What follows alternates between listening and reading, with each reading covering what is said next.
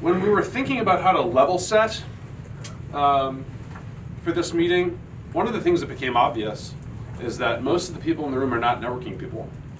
Most of the people in the room here today are not networking people who have been coming to future internet architecture meetings for the past 6 or 7 years, like many of us have. So my ambition today, foremost, is to leave you with the specific idea that when you hear ICN, there might be an important idea there, like a fundamentally important idea that explains why ICN has managed to make it into the list of buzzwords that attract some attention. That's the main point, and then I'll also try to give you a kind of operational introduction to how you could build a general purpose network around this ICN idea. But that's less important because you're going to get a lot of specific mechanism detail from Alex in 20 or so minutes. So as I alluded to a second ago, I've been part of the NDN team, the Name Data Networking team, since 2010. 2010 was the start of NSF's Future Internet Architecture program, and that's what Leisha, Jeff, and I teamed up with our sort of lead architect, Van Jacobson, to define what we call named data networking. And so I promised to try to convince you that there's an important idea here, and it turns out I only need one slide to give it my best shot. That's what's here. So we obviously have a very successful internet in the world. Anybody who sets out to try to do something better than the internet has failed, right? At the definition, right? The level of definition. The internet's arguably the best thing humanity's created. So let's forget about the internet for a second. Let's think about abstractions for communication. And what I mean by abstractions for communication is think about the mental model you use in your mind when you think about the act of communication. And through that lens of abstraction, when you think of the internet, you think of traditional, connection-oriented communications. And so the internet and all the protocols that we know and love for computer communications are built around this abstraction, this channel-oriented abstraction, a channel established between two endpoints. This was a way of thinking about things that was invented for telephones. You have two endpoints, you establish a channel between them, and then you use that channel to convey information in both directions. Invented for telephones, and that abstraction has inspired all of computer networking, including the internet. And so many years ago, late 90s, I saw I think it was late 90s, maybe early 2000s, I saw a presentation by Van Jacobson. And in that, he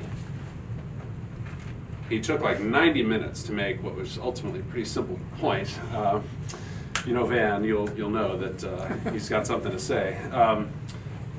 And the simple point was this, that once you look at the internet to the level of abstraction, you can see that acknowledging the internet's the best thing ever, we get it, but there are some problems with the internet. Some challenges, some things we worry about. Is it secure enough? Will it continue to scale? Is it really an efficient match for how we convey information? And most of us, we're thinking about how to fix the internet's implementation, how to think about how to fix its protocols, kind of the details. But Van offered this different thought, which was, hey, maybe the problems are actually rooted in the abstraction itself, not an implementation detail, but maybe all of the worries we have about the future of the internet can be traced all the way back to that abstraction of the telephone call. If that's true, then you can play with the implementation details as you like, the problems will be unchanged. You can diagnose them all the way back to the abstraction.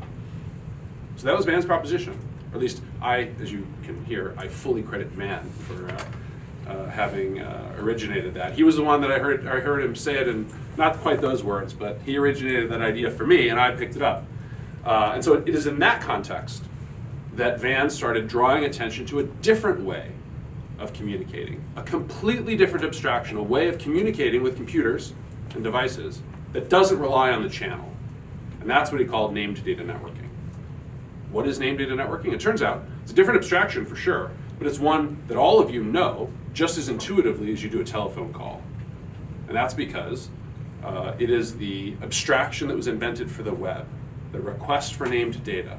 You ask for data by giving the network a name that you want, and it's the network's job to give you that data back. That's what your web browser does, right? You type in mail.google.com, and in your mind, you want the data associated with that name. That's the abstraction. So, what named data networking is, named data networking, slightly different than ICN, but what named data networking is a completely general purpose protocol for communications built on that abstraction, the request for named data. Okay? That's the big idea. And if you talk to us NDN folks, we will tell you that NDN is the best incarnation of information-centric network ideas that have come around. Others might take different opinions, different positions, but that's okay, because what I'm now going to tell you about as I transition a little bit and just walk you through operationally, how is it you might build a general purpose network around just asking for data names. I'm going to present this to you at a sufficiently high level of granularity that most of the ICN ideas are still consistent with what I'm going to show you today. There are, long-term relationships between people have been broken up through differences that I'm going to gloss over entirely in my presentation here today. Lawsuits have been filed over differences that I'm going to completely gloss over. But that's the basic idea. Hopefully that's clear. That's the most complicated thing I'm going to say for the next 15 or 20 minutes. Okay, so just to let you know, we've been at this for a while. And so NDN is something that many of us here in the room are involved in, and it's actually a fairly large community of researchers and engineers around the world. And annually we have the NDN community meeting, which happened earlier this year at the University of Memphis, and there were a whole bunch of people. This is maybe the third year I think we've had it. So a big community of folks. And so, my view is that NDN is the primary implementation of information-centric networking. There are some people at Park, now Cisco, that would take issue with that. There may be some other folks that would take issue with it.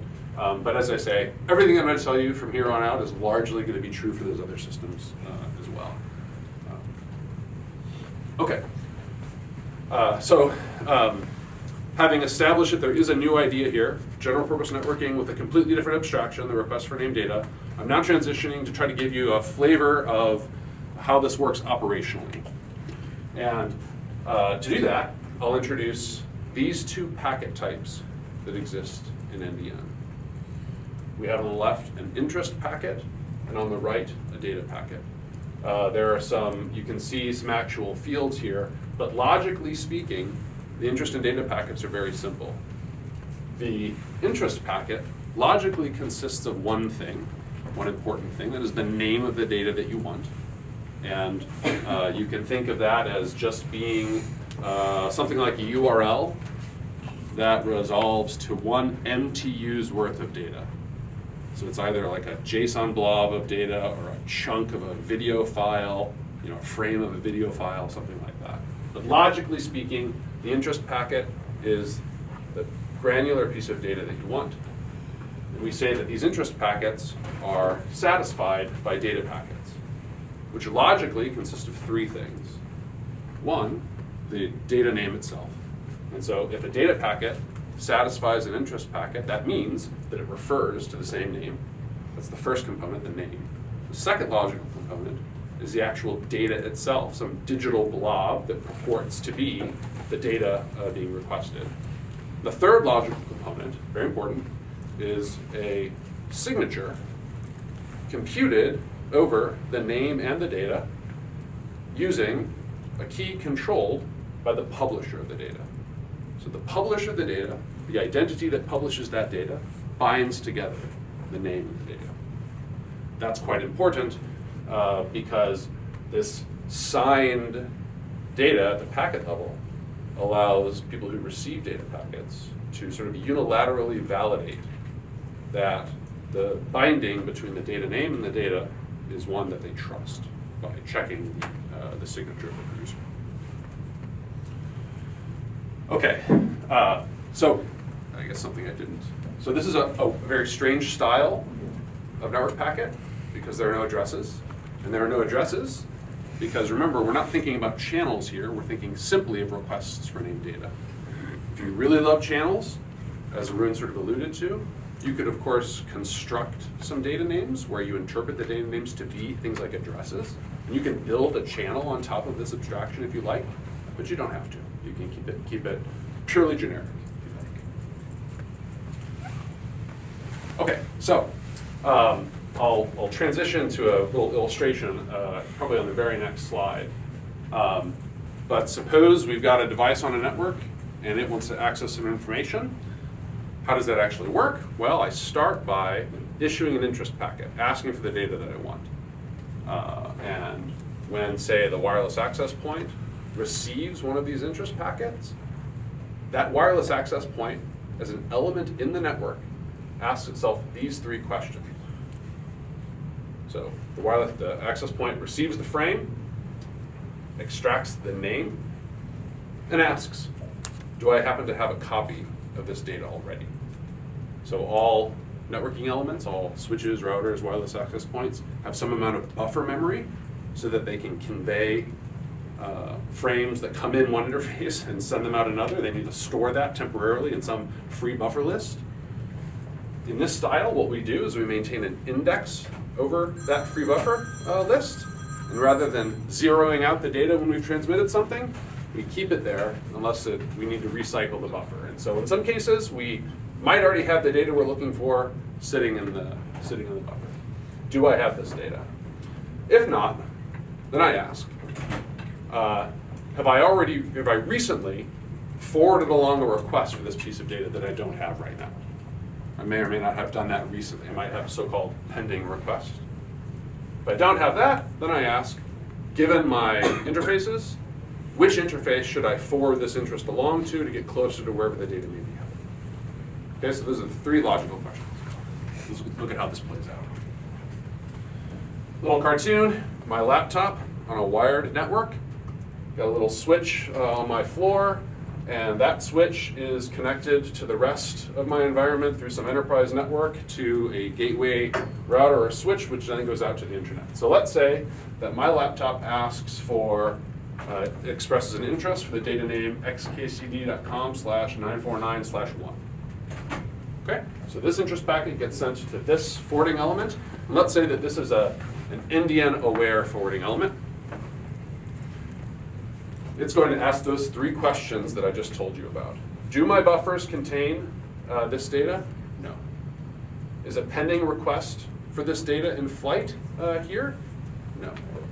And then third, where should I forward this interest? In this case, it's easy because we really only have one. Edge networks like this tend to be pretty simple. You just always pass it upstream, right? Very, very simple. So in red here, you note I've got this pending interest list. This is really critical because what's going to happen, in NDN, we have a stateful, brace yourselves, we have a stateful forwarding plane. So once this device decides it needs to forward the interest packet along, it's going to make an entry in a data structure called a pending interest list, and it's going to record the fact that this inbound interface asked, my XKCD isn't there anymore? 404 don't mean. Just omit the. Google. Omit Don't ask /1. Take the /1. Sorry, that's asking for the first. That's asking for the first MTU's worth of that graph. I'm glad you're looking, Dave, because you will like what you see. Yeah, you should check out XKCD 949 if you can. That's not an arbitrary choice in my case, right? So this pending interest list, what this forwarding element is going to record is the fact that a device on this interface asked for data of this precise name. We're going to record that as a pending interest table entry. and then the interest gets forwarded along. It does some arbitrary thing in our enterprise network, and then here it arrives at another device. The same questions get asked with, in fact, the same answers. And so here, we're at the internet boundary, and out the internet, the interest goes to the internet. We make another entry in our pending interest list. Okay? On the next slide, I will tell you how interest packets like this make their way through a core internet dish network. But for the time being, let's say that that goes out there, the data is found, and it's now making its way back into the environment. How does that look? Okay, before my data comes back, something dramatic happens. I unplug my laptop, I walk down the hall, and I'm on a wireless network. Okay, so I sent this interest out, and within 10 milliseconds or something like that, I disconnect, stand up and move, and I'm now on a wireless access point. Now, data comes back from the internet. I, like Dave Moran here, I've gotten the data that I wanted, and it comes in. This data packet is going to arrive at this switch, and logically what happens on the data arrival is, if you know how these switches or NIC cards work, some frame comes in off the interface, it has to be put in a buffer, then the higher level network sort of forwarding takes place, and logically what we really do is upon arrival we ask which interfaces, if any, were waiting for the arrival of data with this name. In this case, we've only got one thing going on, so I've been able to memorialize this with these convenient red arrows. If you like, you can think of these red arrows as little breadcrumbs leading back to the origin where this data was requested in the first place. Okay, so the data is going to arrive, it's going to be matched, and it's going to be sent out on every interface for which this data had been requested, and therefore is on the pending interest list. So the data gets sent along down this path, and then after we send it along, we delete those pending interest entries, and we do the same thing over here. But alas, as we all know, the device isn't there any longer. We failed, right? The data that we wanted came to us, but we moved, and we're out of luck. What happens? Well, my device knew it moved. It knew that it had an interface, that it had sent some interests out. Then it dropped that interface and picked up a new one. So after some amount of time, or maybe even the moment that link is established, I will re-express that same interest. And here's where things start to get a little interesting. Because when that interest packet arrives at this wireless access point, we're going to ask those same questions, get the same answer, don't have the data, don't have it pending, etc., leave a breadcrumb. But when, it's only, remember, only 10 or 15 milliseconds have passed, right? This has happened very quickly to us.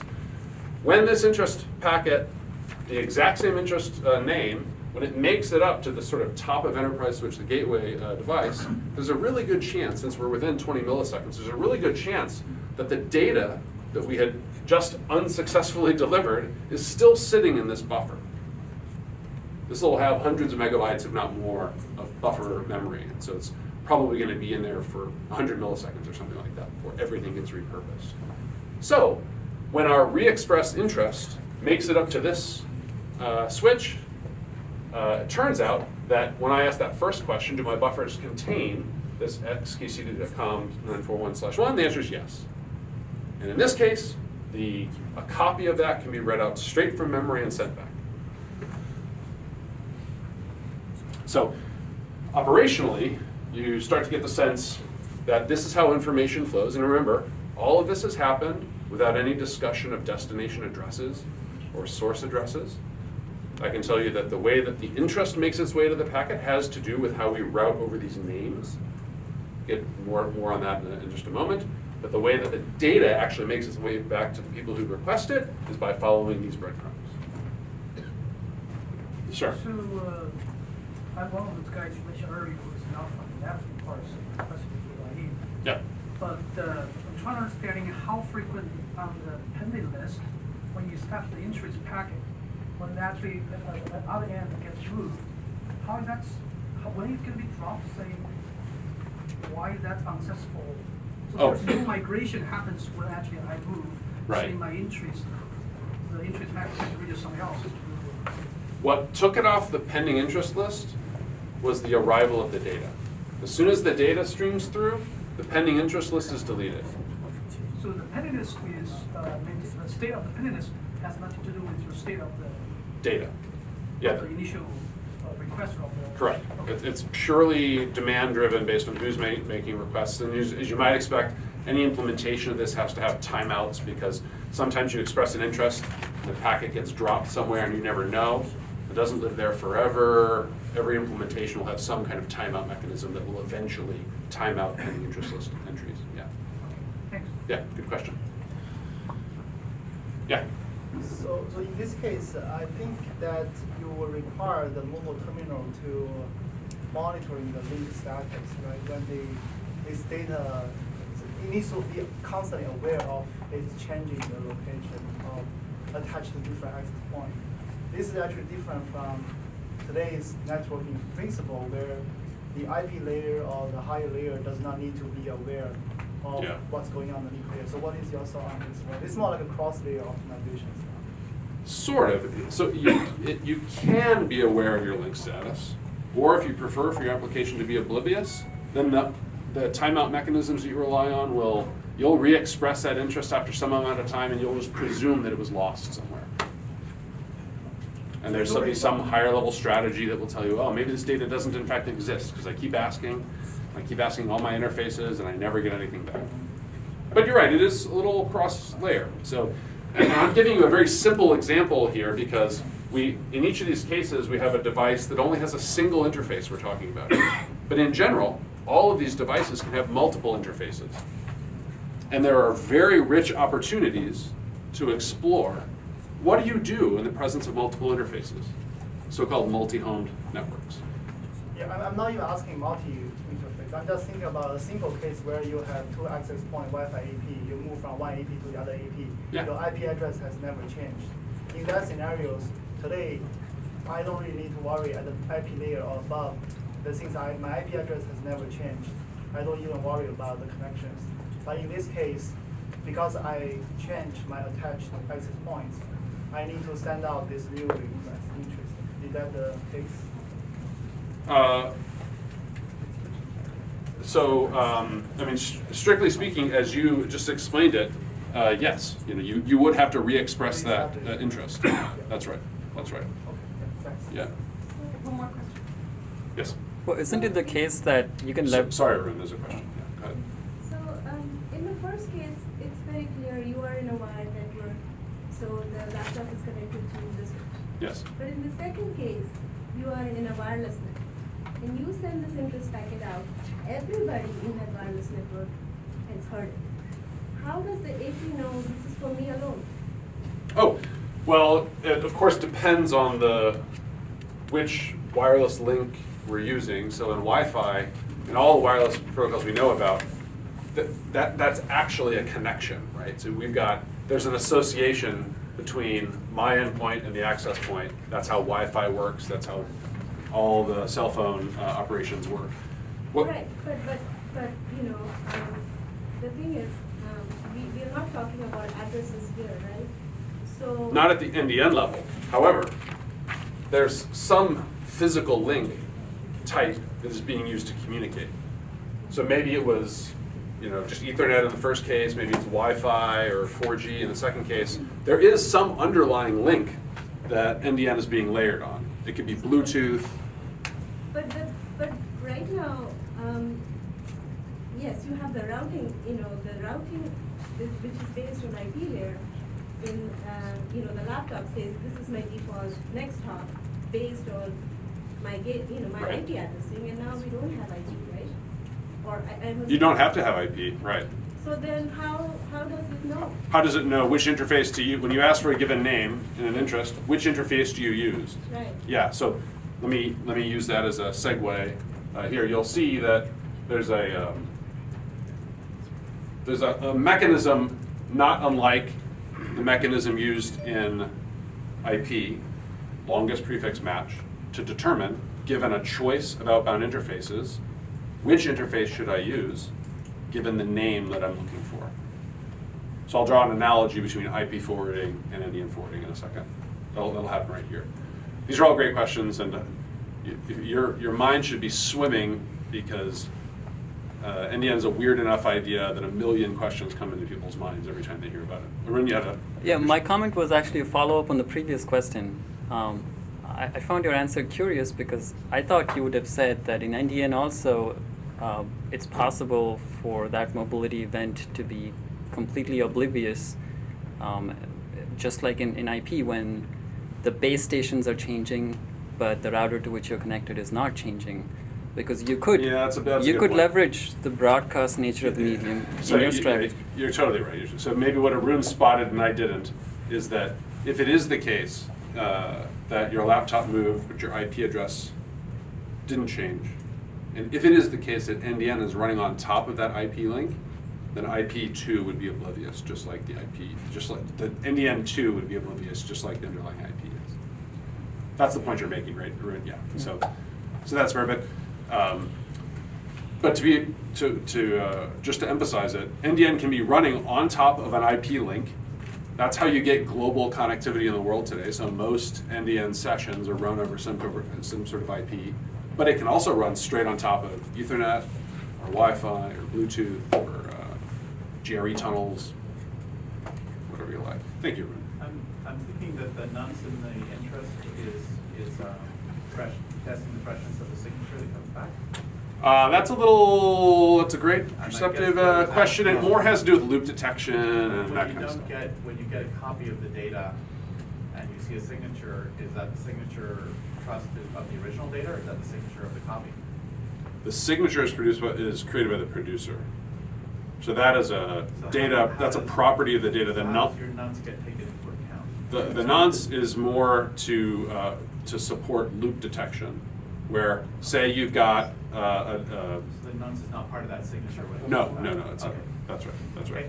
Because we'll just sort of dip our toes into the surface here, but it turns out that in all the examples I'll show you here, when you have a choice between using multiple interfaces, we're always going to just pick one. But it turns out in all sorts of circumstances, you want to do other things. Like maybe you want to broadcast across all of them, or maybe you want to pick a handful of them to try to figure out what the best path is. And NDN will permit all of that, but to detect loops and so forth, you need something like a nonce or some other competing idea to a nonce. And maybe I just want to add that there is no concept of a copy of the data. There is just the data, and it's data immutable. And because it's immutable, it can be replicated and used. And any copy is the same other. Module of the nonce. Yes. There was some concept like content accessible content delivery networks. Can you have some similarity to those ideas?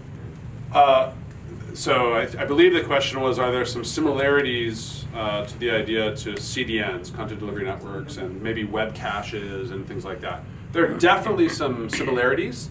So far, the sort of thing that I'm talking about, the fact that sometimes the data that I want happens to be sitting in the buffer of my wireless access point or of my gateway router, that's not quite very much like a CDN. It's a little bit like a web cache. But the broad idea of CDNs are things where you use some approach of cleverness and willingness to build new things.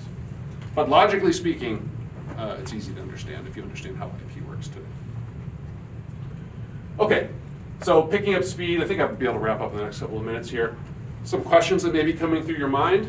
Can NDN efficiently support host-to-host patterns? So I get how you might request for data, but what if I want to have phone calls or things? Can we do that? Can NDN efficiently support user-specific data and service, so things that are just unique to me, not common to everybody? And most importantly, can you count clicks and do ad impressions and so forth in NDN? And the answer to all of these are emphatically yes. You can find ways to do them. Other questions? Can you efficiently route all of those hundreds of millions of domain names in something like the internet? Can you scale the forwarding plane, and can you prove security and privacy properties you care about, given the fact that all the data packets are signed by the identities of the producer? There, I would say yes, mostly. Proving things is, of course, very hard, but we've got some good evidence that it's all true. Okay, so very quickly, let me tell you about one thing we did a few years ago now to try to illustrate something of interest that you can do with NDN you can't do with IP in the domain of live video distribution. So here's what we did. Our KC at UCSD, there in San Diego, had a webcam pointed outside of her office. And what we did on a live demonstration is we, using an NDN-based video application that Jeff's team built, and leveraging some infrastructure some very inexpensive infrastructure, we took that live video stream and scaled it out to a number of clients, a number of client devices spread all around the world that ranged between 1 all the way up to 1,000. So we started with 1 video client, ramped it up to 1,000, spread around 5 or so continents all around the world. And the important property of this system, the thing that you can't really do with IP, is that nowhere in the infrastructure was the load on any link greater than 1. So the origin server, when it was serving 1 client, it was serving 1 stream of data. When it was serving 1,000 clients, it was serving 1 stream of data. You might think, well, why was this? It was because, well, all these clients were asking for the same data names at approximately the same time, in the same time window. And so this is illustrating that when you have a population of devices that are all asking for the same thing at about the same time, automatically, without being clever, without thinking hard about it, you get multicast efficiencies without any multicast overhead. It just falls out of the design. When your camera's running and there's nobody there, and there's no clients listening to it, does it just, the data just comes there and nobody's asking for the name, so it just sits there? Yes, that's right. Yeah, if nobody's asking for it, then it won't be sent anywhere. I see. Yep. So back to the interest package. The routing will be dependent on the exact translation of your interest, right? In a case like I'm asking top 10 movies of today, where you're asking top 20 movies, you have to end up sending 2 data back. So where does this information, how does that? Yeah, let me give you an easy answer and then a nuanced answer. The easy answer is that that's not the way you structure namespaces. So you should think of this as more, think about the global DNS system. So basically, Intel.com, Facebook.com, Woostle.edu. In a web-like namespace, you already have prefixes that have meaning. It's not, there's a structure that keeps that namespace coordinated and consistent and blah, blah, blah. And so today's web sort of has that.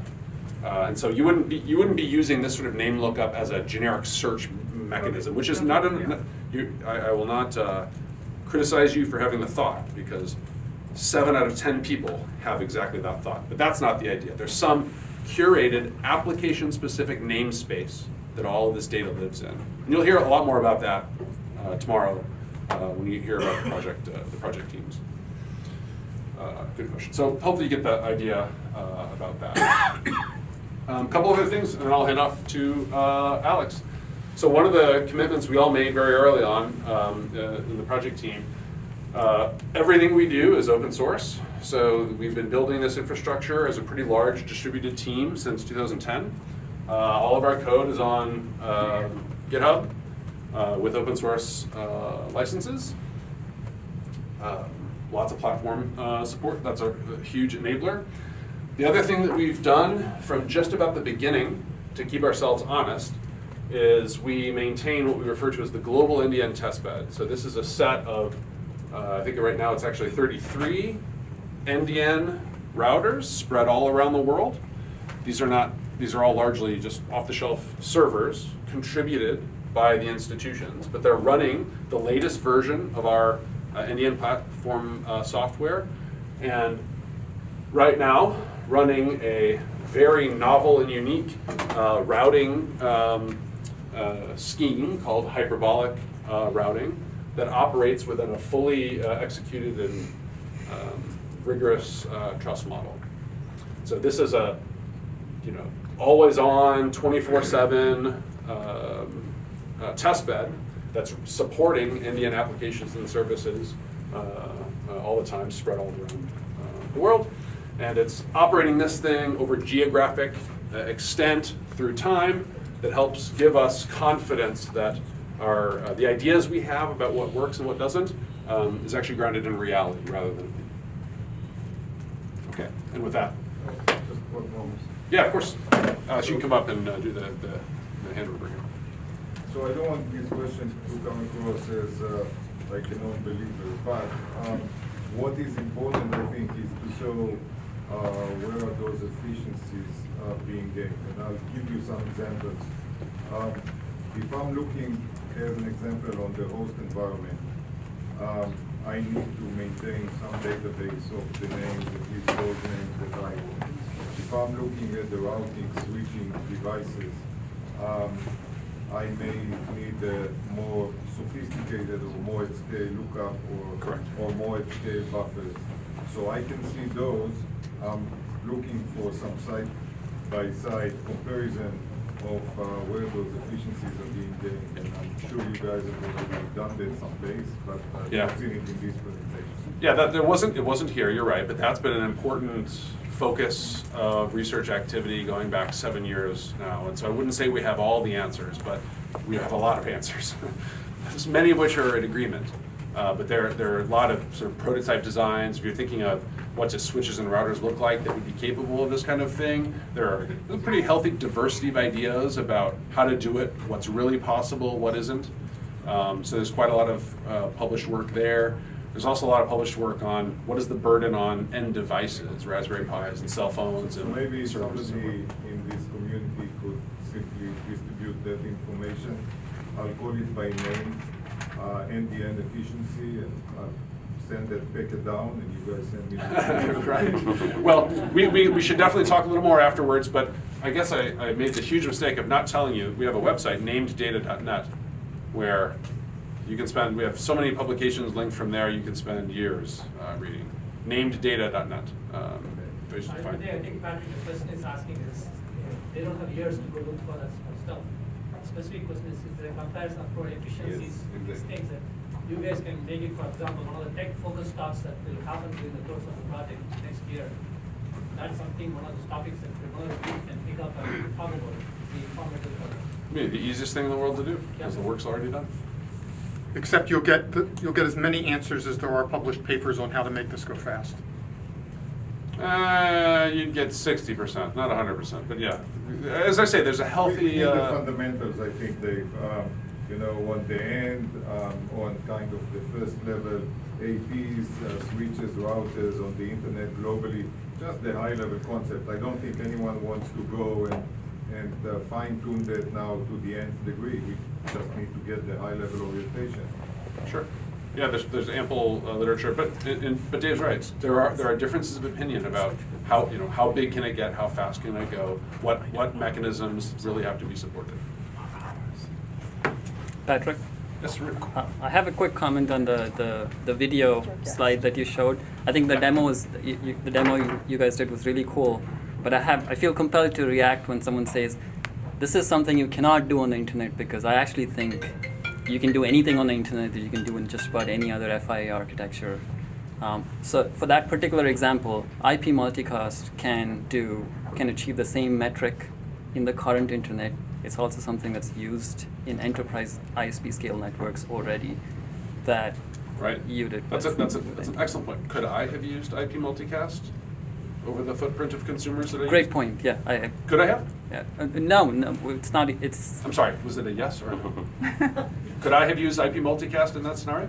Yes, if you had built an overlay like you built the NDN overlay. Not you, Patrick Crowley, right now, but ISPs use it to serve their customers. Yes, internally, that's right. You know, the IP multicast has a number of wonderful ideas. One of the difficulties is IP multicast breaks down outside of sort of single network boundaries, so you have to do something like an overlay. And Dave's probably right. I could maybe have run an overlay and done IP multicast. That's probably fair. All the CDN guys basically run multicast overlays. Yes. One of the important nuanced differences, though, is that this was an effortless activity. There was no engineering of how to balance things. I agree. I And- think it's a question of how, not whether the internet can do it. Oh, yeah, sure. No, that's absolutely fair. And the other thing that I will tell you is that when we first did that demo, HTTP was not very good at doing sort of automatic fan out. Today, it's actually spectacular. If you look at what Nginx and Apache do out of the box, it's miraculous. So HTTP has caught up. There are things that we couldn't do with any other type of system pragmatically back when we did this demo for the first time that we can now do pretty easily with Nginx and Apache. It's true. I've moved on to other things. I didn't work on problems not like video. Video's too good on the internet these days. I work on other problems that the internet isn't good at. Can I jump in again? Yeah. There is one deep idea here, right, that falls out of this architecture, which is this notion of flow balance. And IP being a push-based, you throw data packets out into the network and hope they get somewhere, whether anybody asks for them or not, does not inherently provide flow balance. Now, there are people who think flow balance is a cool feature. There's some people who think flow balance is useless, and there's some people who think flow balance is a very deep, important change idea that's very, very powerful. And I don't think there's agreement in the community as to which of those things is the case. I happen to have my own opinion that it's a very powerful concept. And the more we start building systems that exploit flow balance, the better we'll be able to build things in a different way from the way people think about them when they're building things on top of IP. For example, congestion control. It's utterly different if you can assume flow balance. Balance? Flow balance. Balance, okay. That's what I thought first.